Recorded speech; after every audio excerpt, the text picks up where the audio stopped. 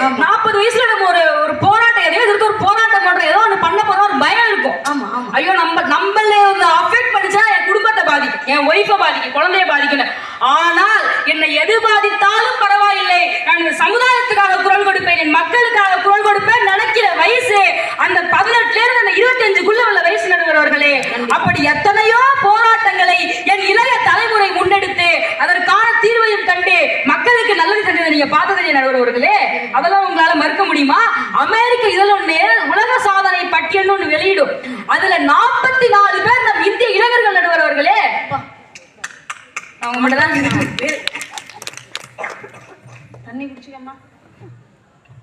அதனால நம்ம அவங்க இளைய சமுதாய போராட்ட சக்தி போராட்ட கத்தி எப்பவுமே அது இளைஞர்களுடைய சக்தி தான். அதனால விவேகானந்தர் கூட சொல்லுவாரு, 100 இளைஞர்களை தாங்க நான் இந்த நாட்டையே மாத்தி காட்டுறேன்னு சொன்னாரு. 10 பேர் போதுங்க, 10